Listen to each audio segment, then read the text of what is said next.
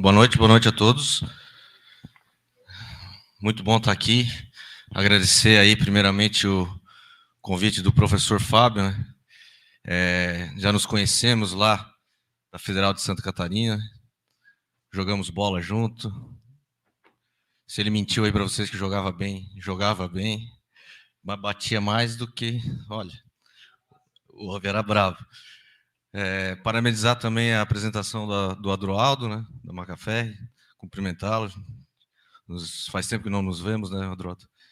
Agradecer o convite aí da comissão também. Uma satisfação estar aqui, falar sobre infraestrutura, parte de pavimentação. A ideia aqui é mostrar um pouco, tecnicamente, né, da parte de pavimentação, que nós temos de mais novo acontecendo na nossa área, mas também trazer aí um pouco da visão do mercado de trabalho, das oportunidades, quem quer seguir essa área de infraestrutura. A gente sabe aí que na área de infraestrutura nós temos diversos caminhos aí a seguir. Então eu vou dar mais um caminho aqui para vocês, mostrar a importância de entender sobre pavimentação e onde vocês podem chegar num futuro bem próximo aí, né? Não sei como é que o pessoal está perto de se formar, mas quando vocês menos perceberem, o tempo passou, né? Então vamos lá. Método Medina e o mercado de trabalho. Bom, só uma pequena apresentação para quem não me conhece, sou engenheiro civil Ramon Knaben, me formei na Federal de Santa Catarina, fiz mestrado lá, que então conheci o professor Fábio, fiz mestrado, doutorado, tenho artigos publicados aí, mais de 29 artigos entre congressos nacionais e internacionais, menção honrosa da tese de doutorado, proprietário da empresa Catop Consultoria e Engenharia, né, proprietário também da empresa de tecnologia, Rodobot Tecnologia, de contagem automatizada de tráfego, também dou aula numa pós-graduação, e é isso, né? Aqui é a Catop, uma singela homenagem ao meu pai, que faleceu há... Como é que eu boto aqui o... Aqui, tá. Faleceu faz 8 anos e, né, como a vida dá voltas aí, o pai também fez escola técnica aqui no IFSC, né, em Estradas. Então, veja, né, agora estou eu aqui falando com vocês, então realmente é bem legal, né? Então, a empresa foi fundada lá em 2006, tem 17 anos, são mais de 543 ARTs, e agora também fundamos, né, eu e outro empresário aí, a Rodobot Tecnologia para contagem automatizada de veículos. E também tenho aqui, já fazendo a propaganda, né, o curso do Pavimento Medina, estou na internet, não sei se alguém já me viu por aí. Então, no Instagram, no YouTube, fazendo conteúdo, falando sobre pavimentação, sobre a importância de se entender sobre pavimento, né? E como nós como engenheiros, temos a responsabilidade de dar sequência e melhorar, né? Não só dar sequência, mas melhorar a estrutura do nosso pavimento. Então, o curso do Pavimento Medina, já são mais de 600 alunos aí no curso. Bom, resumo dessa apresentação, vamos falar um pouquinho do mercado de trabalho, algumas áreas de atuação, dimensionamento dos pavimentos, né, um pouquinho de técnica, o método Medina, o que é cargas d'água, o que é esse método Medina, né? Por que ele está sendo tão falado, por que é importante a gente entender sobre o Medina. Algumas dicas aqui de como entrar no mercado de trabalho, né, uma visão... Vou trazer um pouco da minha visão, né, algumas dicas aí importantes para quem quer entrar no mercado de trabalho, tem uma visão aí de ter uma carreira longa pela frente. E considerações finais. Beleza. Só trazendo um pouquinho do histórico do mercado, né, lá em 2008, 2013, eu me formei em 2009, não se pensava nem em fazer concurso na área da engenharia, né? Quem se lembra, né, o mercado estava extremamente aquecido, faltava engenheiro, era o famoso, né, como a gente diz no meio empresarial, o oceano azul, né?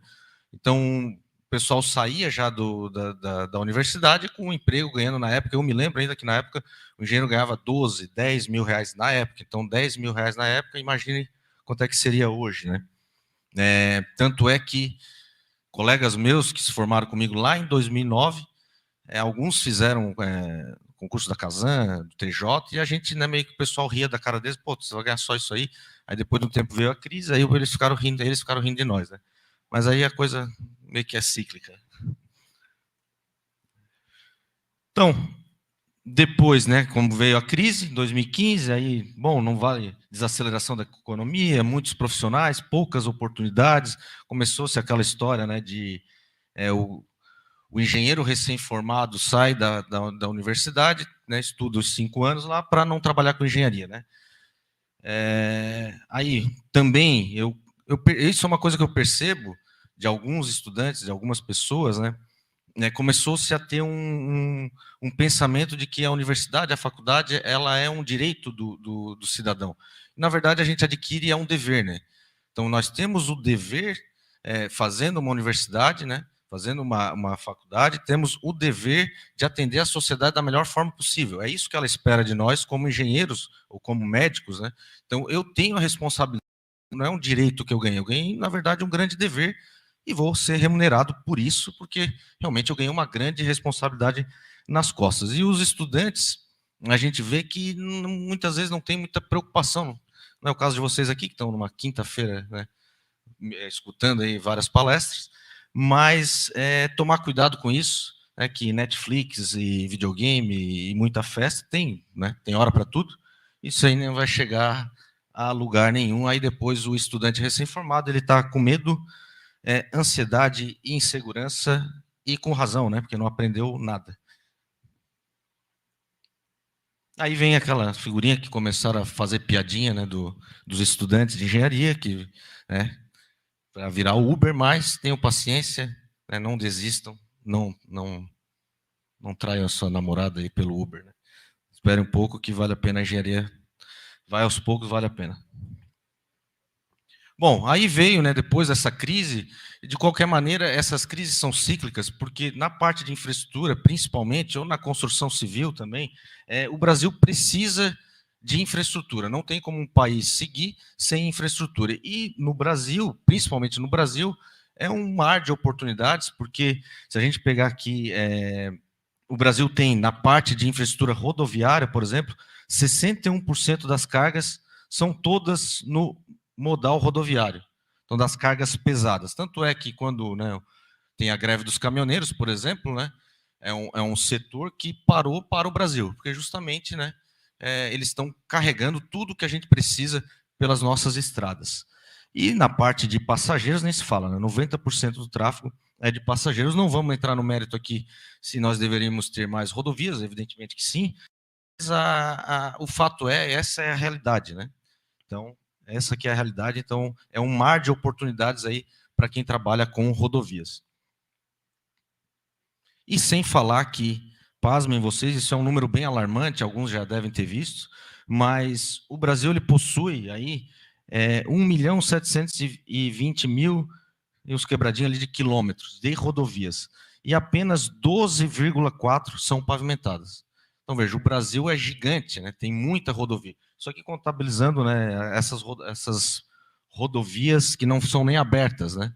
Eles estão em, vamos dizer, o termo técnico é revestimento primário, mas seria a estrada de chão, né? O chão batido. E só 12,4 são pavimentadas. Então, imagina quanta coisa a gente ainda tem para pavimentar. E dessas daqui, que são pavimentadas, nós temos muitos problemas de pavimento. A gente olhar aqui, essa aqui é a parte de pavimento. Então, não sei quanto é que tem ali, não dá para ver direito aqui, mas é 40 e poucos por cento apenas considerado como bom. Então, além das rodovias que nós temos que implantar, nós temos também que restaurar. Então, tem uma oportunidade grande, e o método Medina também é um método de restauração do pavimento, já me adiantando. Bom, aí a partir de 2018, 2019, né, como eu falei, veio a recuperação. Mesmo na pandemia, o Brasil conseguiu continuar, pelo menos na parte de infraestrutura, né? As oportunidades estão aí. Hoje ainda estamos, então, num oceano de mar azul, de grandes oportunidades, onde a gente tem, por exemplo, as concessões no Pará, a parte de concessões saindo muito dinheiro. Isso aqui eu trouxe até o engenheiro Lucas Ribeiro disponibilizou, peguei de uma palestra dele. Concessão no Paraná, que saiu agora há pouco, lote 1, lote 2, bilhões de investimento, aí a gente sabe que tem muito dinheiro na área de infraestrutura viária.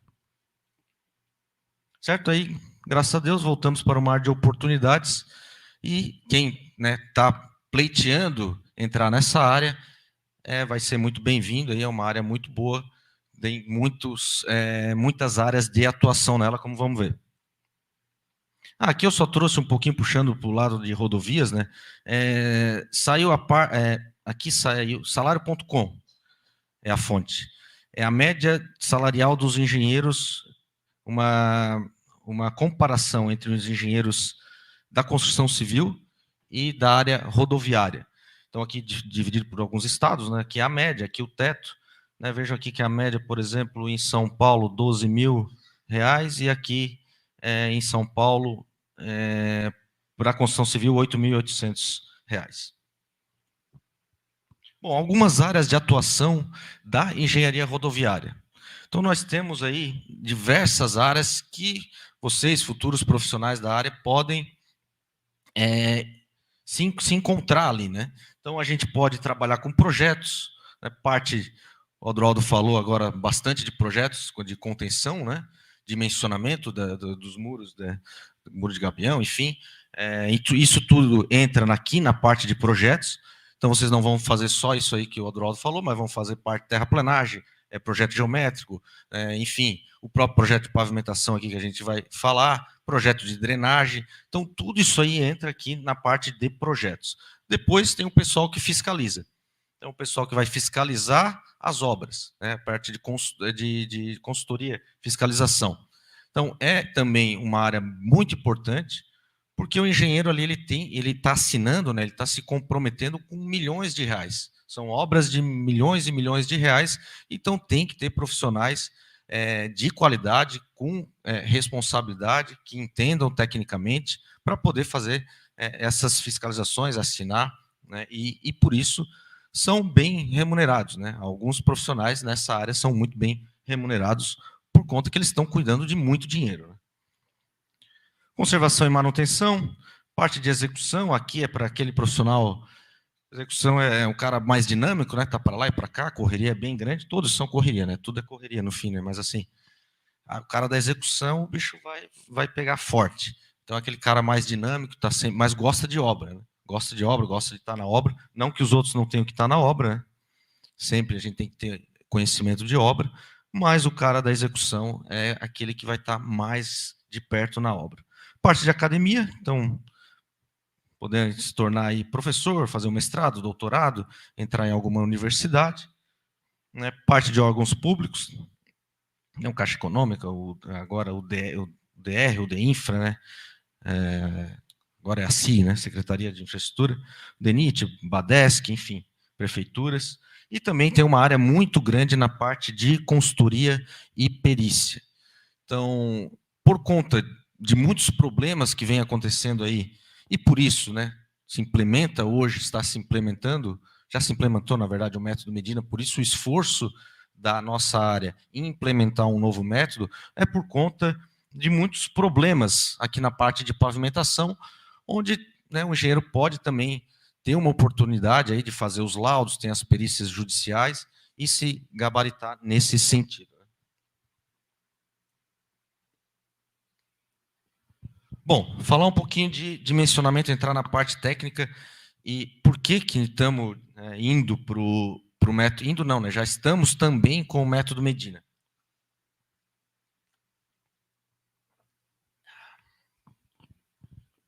Beleza, primeira coisa, né? O que é um dimensionamento do pavimento, da estrutura do pavimento?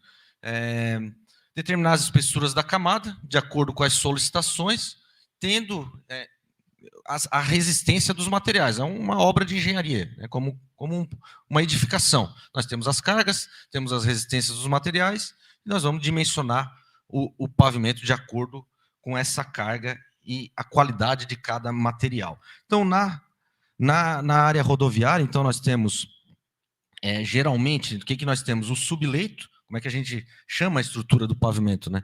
Nós temos o subleito, certo? Que seria a terraplanagem, o chão batido, tratado, né, trabalhado, claro, para chegar em certas características. Depois nós podemos ter ou não um reforço do subleito. Em algumas ocasiões é necessário fazer um reforço para baratear, né, a estrutura do pavimento. Depois nós temos uma subbase, a base e o revestimento asfáltico.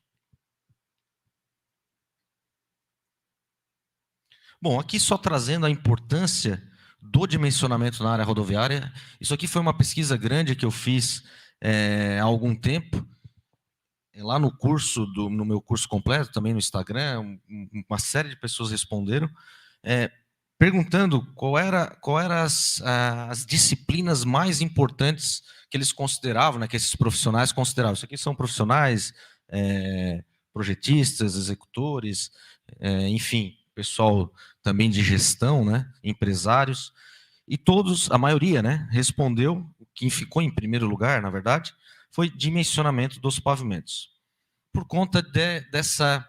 O meio, né, a área rodoviária, está vendo a importância do dimensionamento dos pavimentos, que antes não era muito levado em consideração. Se fazia o dimensionamento ali, né, por quase em 2 minutos, por telefone, vai assim, 20, 15, 5, taca a ficha, né, porque aí o método do CBR, que a gente vai ver, é um método mais fácil de manusear, não que ele seja ruim, já vamos falar sobre ele, mas o fato era que nós não tínhamos carregamento nas nossas rodovias que, né, justificasse mesmo um dimensionamento mais elaborado. O fato era isso. Então, ali dimensionando 20, 15, 5, atendia. O problema é que depois, com o decorrer dos anos, do aumento do tráfego, né, nós estamos tendo tráfego em que nem sequer o ábaco ali do método do DNR/81 consegue chegar, a gente começou a ter problema no nosso pavimento. Então, a estrutura do pavimento destinada a resistir e distribuir esforços verticais, horizontais, né, produzido pelo tráfego, enfim, isso aí não tem segredo. Tem que dar segurança, tem que dar segurança e conforto de rolamento. Então, acho que todo mundo dirige aqui, não sei se todo mundo dirige, mas se tu pegar uma estrada de chão, tu aguenta ali 10 minutos. 20 minutos, meia hora tu começa, meu Deus do céu, cadê o asfalto? Eu preciso achar o asfalto, né? Que eu não aguento mais. Então é para dar, além da segurança, um conforto ao usuário. Aqui a distribuição das tensões, né? O que acontece? Perto da carga do rodado, que essa aqui é a nossa carga, né? Nosso eixo padrão. E aí perto dele nós temos as maiores tensões. À medida que eu vou me afastando da carga, eu vou diminuindo as tensões e distribuindo melhor elas. Certo? Essa aqui é a ideia. Beleza, na pavimentação nós temos basicamente 2 tipos, na verdade tem mais 2, né? Mas esses são os mais comuns tipos de pavimentos, são os pavimentos rígidos e os pavimentos flexíveis.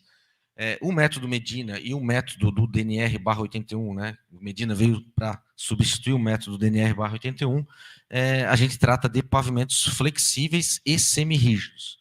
O pavimento rígido é calculado por outro método. E qual é a grande diferença dos dois? Simplesmente é a distribuição das tensões. Pelo próprio nome, ele é mais flexível, ou seja, eu consigo, ele distribui mais as tensões para as camadas inferiores do pavimento, e o pavimento rígido, ele praticamente, as tensões são absorvidas pelo revestimento superior, né, pelo revestimento final dele, que aí no caso, nós temos as placas, né, de concreto de cimento Portland, e aí elas são destinadas como pavimento rígido simplesmente porque elas absorvem a maior parte das tensões do tráfego. E aí, evidentemente, um pavimento flexível ele fica mais robusto do que um pavimento rígido.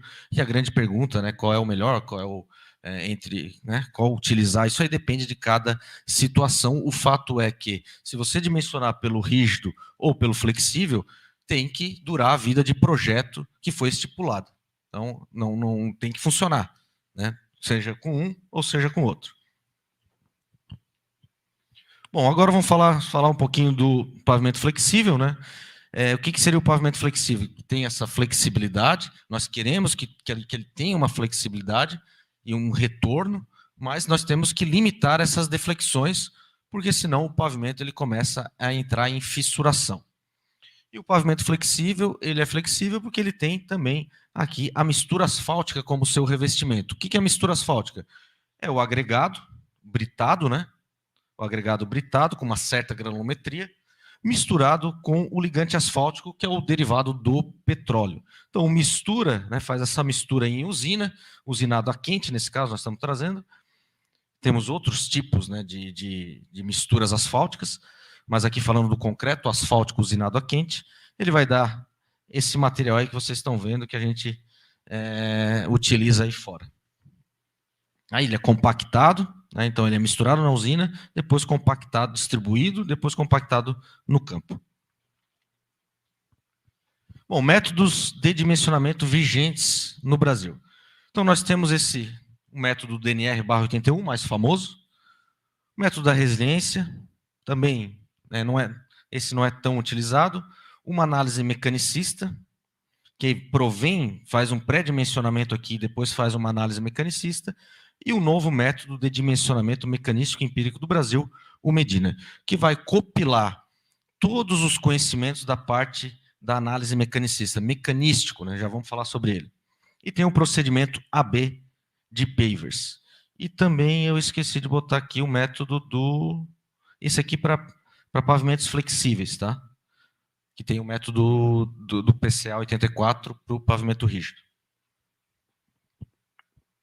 Lembrando, né, uma coisa que o pessoal confunde bastante, quando dimensiona paver, o paver, apesar de ser blocos de concreto, ele trabalha como um pavimento flexível. Então, não é um pavimento rígido.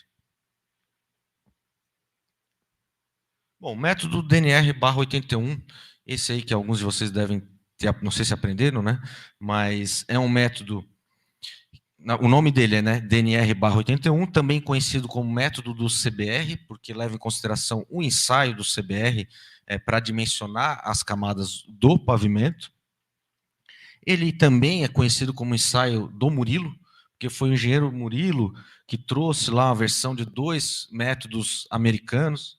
Então, ele trouxe, adaptou aqui no Brasil. Então, por isso também é conhecido como método do Murilo. É um método empírico que leva em consideração apenas um critério de ruptura, que é o afundamento na trilha de roda, ou a ruptura por cisalhamento do subleito.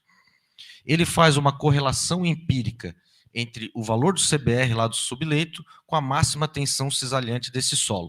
O que acontece? Esse método, basicamente, ele faz o seguinte: eu determino o CBR, faço um ensaio do CBR lá no campo, e aí eu vou ter um valor de CBR que eu tenho que colocar uma determinada espessura para proteger esse solo contra a ruptura de acordo com o CBR dele.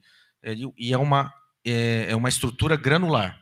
E aí, através de ábacos, a gente vai colocando os outros materiais. Então, coloca o revestimento, coloca uma base, enfim. Ele não inclui novas técnicas e também não considera a qualidade da mistura asfáltica. Isso aqui é o principal falta dele também, porque as misturas asfálticas, elas têm qualidades diferentes. Então, de acordo com o tipo de ligante que eu utilizo, o agregado, a granulometria, eu consigo misturas asfálticas com desempenho mecânico melhor, né, do que outras.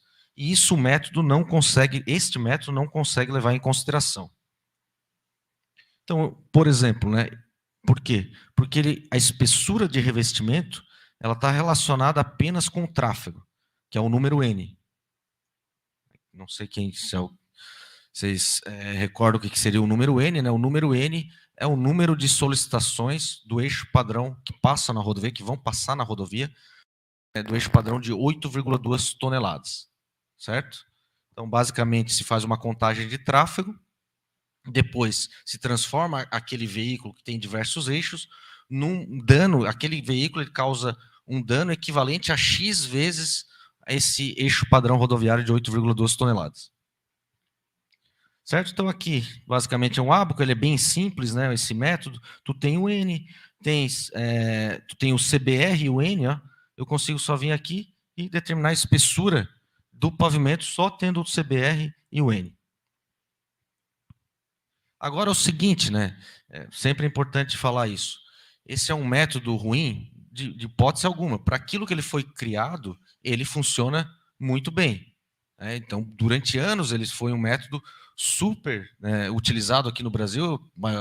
Praticamente todas as nossas rodovias foram dimensionadas por este método. O que acontece é que, com a evolução do tráfego, com o aumento da quantidade do tráfego, ele não é mais capaz de suprir essas nossas necessidades. Então, não é culpa do método, é culpa que a gente não tinha avançado ainda no método de dimensionamento. Aí, enfim, por que, seguir aí para outro método? Porque a gente começa a ver aí diversas trincas aparecendo no nosso pavimento, onde esse método do DNR/81 não consegue levar em consideração, porque ele não tem como critério de ruptura a trinca por fadiga. A trinca por fadiga ela ocorre quando o meu material está sofrendo a flexão, como se fosse uma viga, o revestimento asfáltico com a passagem do veículo. Chega uma hora que ele cansa, entre aspas, e aí começa a surgir trincas, principalmente, geralmente de baixo para cima, até chegar na superfície. Nós temos que dimensionar para evitar as trincas por fadiga e também o afundamento da trilha de roda, que é o afundamento plástico. Isso aqui é uma pesquisa feita lá em 2014, eu peguei aqui do Vieira 2016, pelo TCU, onde foi estudado 11 rodovias, BRs espalhadas aí pelo Brasil, em que 9 apresentaram defeitos precoces aí no pavimento, causando aí um rombo no orçamento na casa dos bilhões. Então, muitos que seria investido para novas rodovias teve que fazer manutenção de rodovias antigas. Então, aí todo mundo ficou de orelha em pé, que aí que surgiu a necessidade de a gente partir para um novo dimensionamento. Porque a pergunta é, será que isso aí é só culpa de fiscalização, só culpa de execução, ou parte também para uma mudança de um método de dimensionamento? Beleza, chegando agora aqui no método Medina. O que seria o método Medina? Já falamos um pouquinho, É o novo método de dimensionamento dos pavimentos flexíveis do Brasil. Leva o nome de Medina também em homenagem ao professor Jacques de Medina, que foi um dos precursores da mecânica do pavimento aqui no Brasil, professor da COP do Rio de Janeiro, da UFRJ.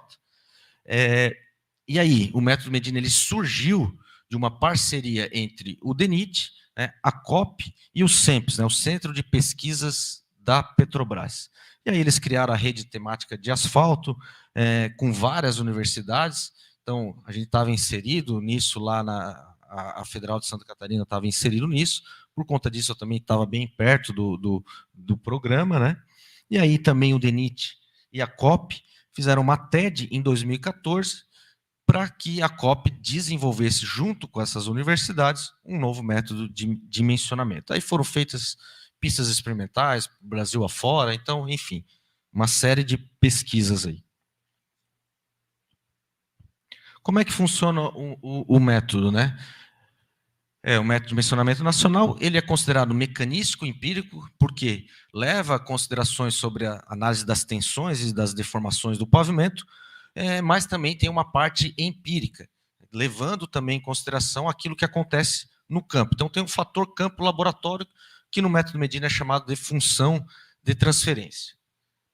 E aí ele tem agora, sim, o que a gente não tinha lá no método DNR/81, levando em consideração a fadiga dos materiais, junto, claro, com o afundamento da trilha de roda.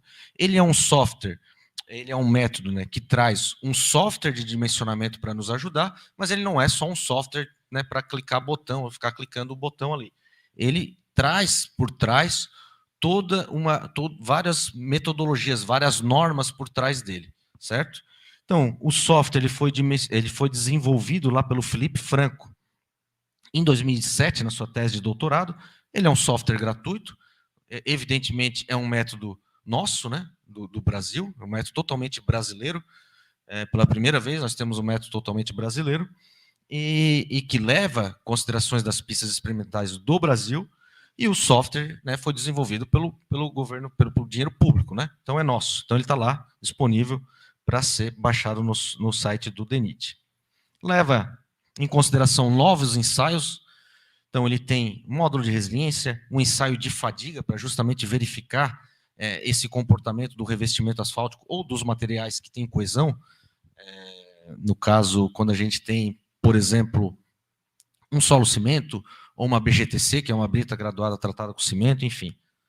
não dá tempo da gente entrar nisso agora, né? Fadiga, isso, e deformação permanente também, né? Vai verificar aquele afundamento aí, não só na camada do revestimento, mas em todas as camadas do pavimento, aquelas ali que eu falei, né? Base, subbase, ou reforço subleito e o subleito.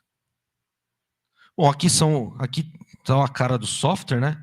Então aqui é o Medina, né? E nós temos mais dois softwares, que seria o AMC, que é onde a gente faz análise elástica de múltiplas camadas, é como se ele é o cérebro do Medina, então ele alimenta o Medina, e aqui o software é o Beck Medina. Esse aqui é mais para a parte de restauração. Não vou entrar no mérito agora, é parte de bacia, de deformação, enfim. Então, como é que funciona o software? Eu faço a caracterização dos materiais no laboratório, levo para o software, calculo as tensões, as deformações em pontos estratégicos aqui do revestimento, ele leva para uma curva de fadiga, depois aqui ele tem uma função de transferência, que aqui foi compilado, fiquei na frente, mas tudo bem, é só uma função de transferência que foi compilado na tese de doutorado do Fritze, e aí eu saio, o software me dá porcentagem de área trincada no final da vida útil. Então, o limite, hoje estipulado pelo DENIT, estipulado pelo software, é que no final da sua vida útil, né, de projeto, tem que ter no máximo 30% de área trincada. Se tiver mais área trincada, que o software me mostrar que deu mais área trincada, ou eu aumento as espessuras das camadas do revestimento, enfim, né, para que eu possa diminuir as tensões, e aí faço tudo isso, a área trincada vai diminuir, ou eu mudo o material, né, boto um material de melhor qualidade.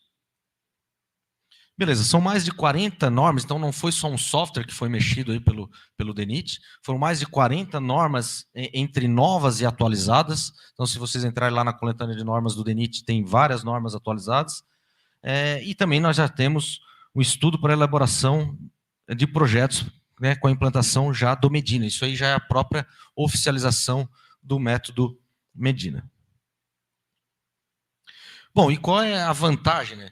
Uma das grandes vantagens de estar, por exemplo, vocês agora se formando, né, ou entrando no mercado de trabalho com uma coisa tão nova, é que tem a chance de já sair sabendo uma coisa que ninguém sabe. Então, já começa melhor no mercado de trabalho. Um movimento, claro, uma mudança dessa, pessoal, leva um tempo, vai ficar por bastante tempo os dois softwares, os dois métodos juntos, né? Não tem como sair, agora ninguém vai usar mais o CBR. Não vai matar todo mundo no mercado, né? Não tem como. Mas, aos poucos, a coisa vai evoluindo. Um dia não teve CBR, como diz o outro, né? Agora, né, vai ter uma hora que a coisa vai evoluir. Por exemplo, aqui eu trouxe duas licitações, onde mostra que as licitações já estão pedindo pelo método Medina. A análise mecanicista já se pedia há algum tempo, já vinha se pedindo há algum tempo. Então, o profissional que detém desses conhecimentos já sai na frente de muita gente. E agora, com o método Medina, também se começa a pedir bastante projetos com o software Medina, no mínimo, a análise mecanicista, que o Medina, né, quem aprende o Medina, também aprende a análise mecanicista. Né? O Medina, ele engloba a análise mecanicista, por assim dizer. Bom, seria isso na parte técnica. Eu estou trazendo aqui também uma parte filosófica. No mercado de trabalho, como se manter melhor no mercado de trabalho, conseguir alcançar voos maiores, né? Na minha visão, isso é uma visão pessoal. Mas, claro, né? Primeira coisa, adquirir habilidade e conhecimento. Sem conhecimento técnico, o engenheiro não tem como ir para frente. Não vai chegar nem, né, na sonhada, se quiser um dia chegar na parte de gestão, ou coordenar a equipe, enfim, sair da parte técnica. Mas primeiro ele começa na parte técnica, ele tem que ter a parte técnica. Então hoje é uma grande oportunidade, aí tem a parte do BIM, né, tem o Civil 3D, tem o próprio método Medina, uma oportunidade. Claro, né, o profissional ele tem que dominar o português, interpretação de texto, né, saber no mínimo inglês, dominar o Excel. Se não souber isso aí, ele está morto, não vai conseguir fazer um relatório, enfim, e a gente vê bastante isso, né? É até engraçado que, acho que isso eu nunca falei, até vou falar para você, isso eu nunca falei, mas fiz pavimentação com quem lembra do Glicério, não sei quem lembra do Glicério, professor da UFSC, fazia pavimentação com ele, e ele tinha a fama de ser o cara mais... Pô, o bicho era puxado, né? Aí, primeira prova, cara, essa é boa, primeira prova, saiu a nota de todo mundo. A minha nota, aí saiu a nota, né? Minha nota era uma das maiores, eu tirei 6. A engenharia 6 é top, né, cara? E aí tirei 6, era uma das maiores. Saí todo bobo, né? Aí entregou a prova, aí eu lembro até hoje, cara, escrito bem em cima da prova: meu jovem Ramon, seu português é sofrível. Aí eu assim, essa doeu, né? O problema é que os meus amigos viram, até hoje me zoam, né? Aí eu olhei assim, aí fui ler a minha prova, né? Pô, né? Dá uma lidinha aqui, bicho sacana. Fiquei puto, né? Aí eu olhei a prova, não entendi nada do que eu escrevi, né? Ele tem razão, pensei comigo. O pior é que o homem tem razão. Aí a gente começa a, né, ver o que está errado e começa a tentar melhorar. E por coincidência, né, eu fiz o meu TCC com ele, me elogiou no TCC, me chamou a fazer o mestrado, me chamou a fazer o doutorado, e ainda fiz um pós-doc com ele, e justamente agradecer a ele por um puxão de orelha forte aí que ele me deu, que até hoje sou zoado, mas eu acho que valeu a pena. Então, dominem o português, porque sem o português vocês não vão... Não que o meu português esteja lá essas maravilhas, né? Mas assim, com a média aí, né? A gente tá indo bem. Bom, domínio técnico também, né? Eu sempre falo, façam cursos, estejam sempre aqui como vocês estão hoje, né? Aprendendo coisas novas, adquirindo. Uma hora vocês vão usar. Pode parecer assim, né? Não vou usar agora. Uma hora a coisa vem, né? Leiam dissertações e teses, que ali estão muitas... Claro, né, tem que saber também escolher. Escolham as melhores teses aí, leiam, é importante. Livros também, muito importante. Domínio psicológico, pessoal, vejam, a gente quando vai contratar alguém, a gente procura contratar alguém que seja leal, no final das contas, e que tenha além de um pouco de conhecimento técnico, mais vontade de aprender e capacidade. Aqui eu sei que muita coisa que a gente aprende na engenharia, a gente aprende a aprender, né? No caso, a gente ganha capacidade de aprendizagem na engenharia e raciocínio. O engenheiro é um cara que está aí nas melhores funções. Por quê? Porque adquiriu o poder de aprender. Então, quando a gente vai contratar alguém, a gente procura ver o cara que tem lealdade, boa resposta em situações de pressão, velocidade de entrega, não fica de corpo mole, né? E também facilidade em aprender. Não precisa ser o cara que sabe tudo. Ninguém nasce sabendo, né? Ninguém sai da faculdade sabendo tudo. Mas é o mínimo, tem que ter vontade, né? Disciplina e melhorar a sua capacidade de aprendizado. Né? Botar a bunda na cadeira e melhorar a sua capacidade de aprendizado. Bom, utilize também as redes sociais ao seu favor. Isso é uma dica importante que eu dou para vocês. É assim, né? Tudo bem, né? Botar coisa pessoal e festa, mas só isso aí também não dá, né? Então dá uma melhorada aí nas redes sociais, que é importante. Hoje é o cartão de visita de vocês, são as redes sociais. Então, nada mais é de como você se vende, como você é visto no mercado. Participe de grupos, né? Vá em eventos, né? Aumente a sua rede de relacionamento, converse com as pessoas, esteja aprendendo, vocês estão aqui hoje, né? É bem importante isso.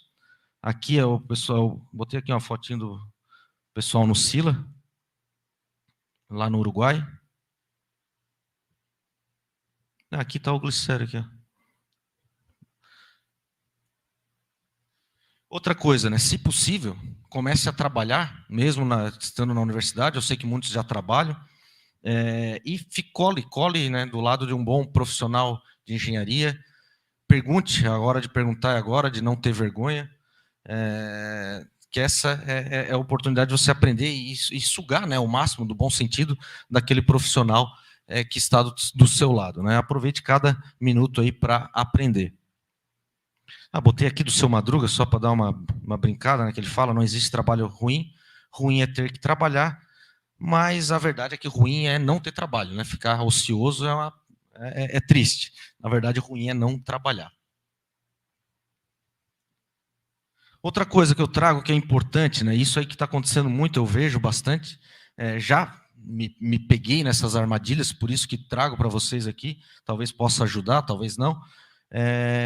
Por exemplo, a tal do FOMO, isso aí todo mundo sabe, né? Fear of missing out, é aquela história, não ser o suficiente. Cara, a gente nunca sabe o suficiente, o Adroaldo estava falando ali, eu fiquei olhando, Bárbara, não sei, um monte de coisa eu não sei, mas hoje eu já estou tranquilo, né? A gente faz um planejamento de ir melhorando na profissão, mas com parcimônia, com método, sem ficar muito desesperado. Bah, isso eu não sei, isso eu não sei. Então, tracem um planejamento de melhora profissional, de aprendizado, mas não tenham essa ansiedade, né? Esse medo de ficar de fora, medo de não saber alguma coisa.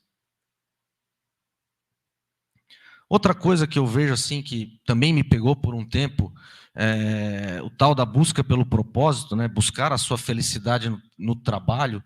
Isso aí, para mim, eu vejo como um câncer, aí, principalmente nas redes sociais.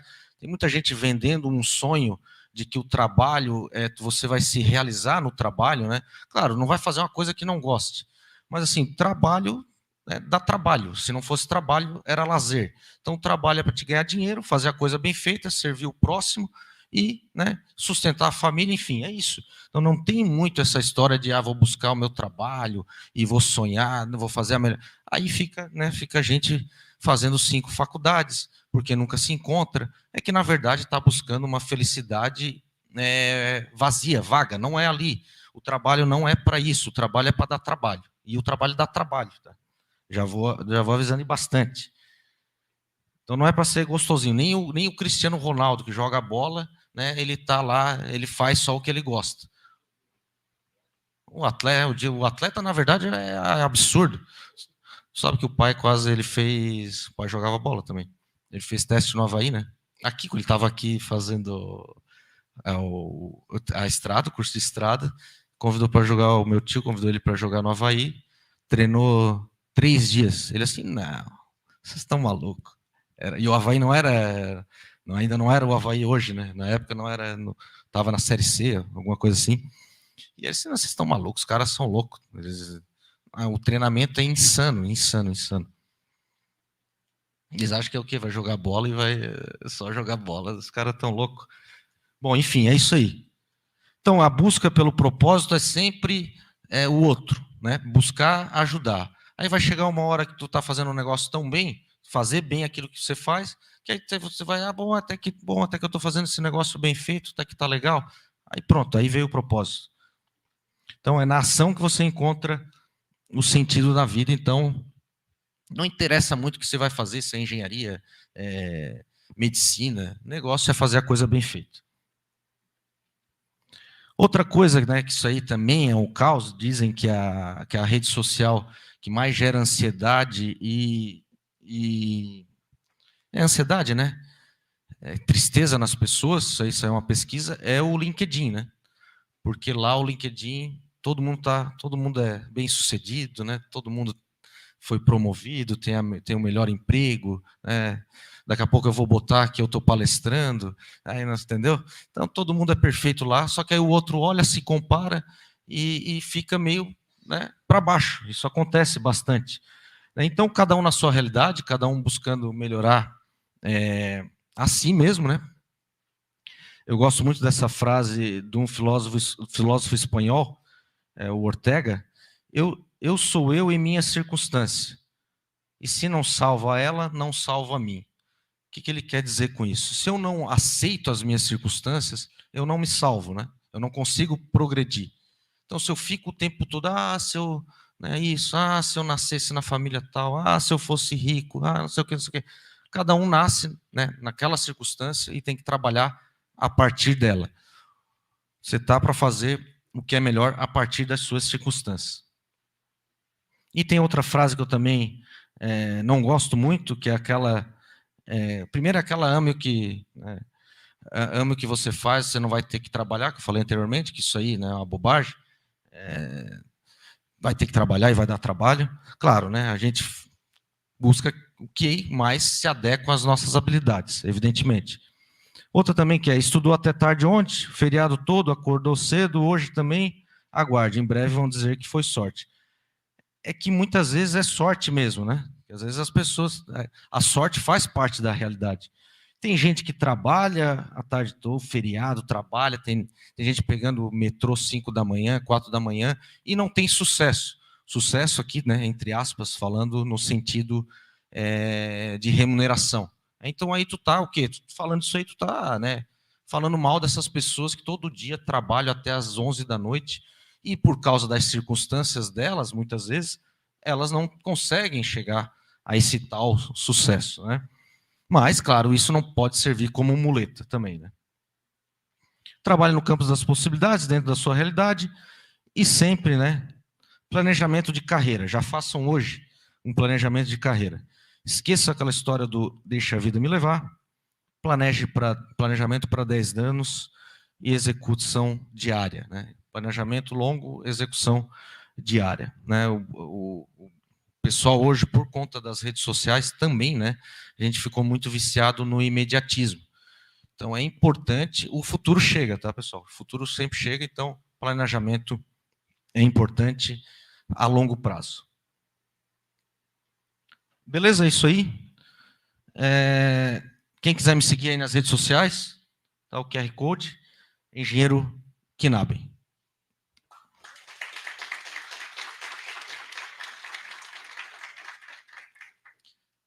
Obrigada, Ramon.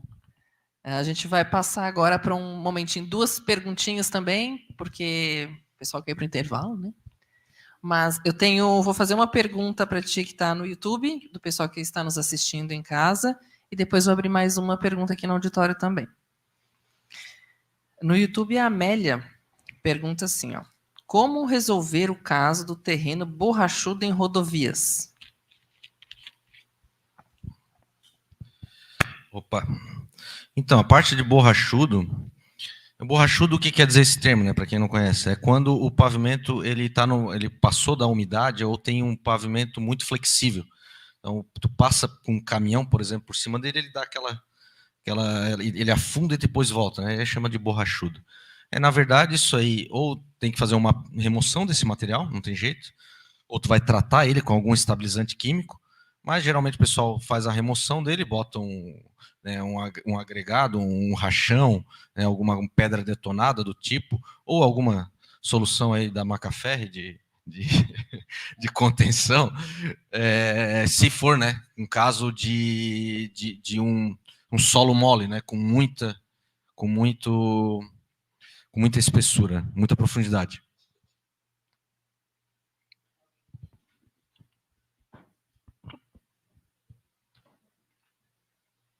Mais alguém, pessoal? Fazer uma pergunta?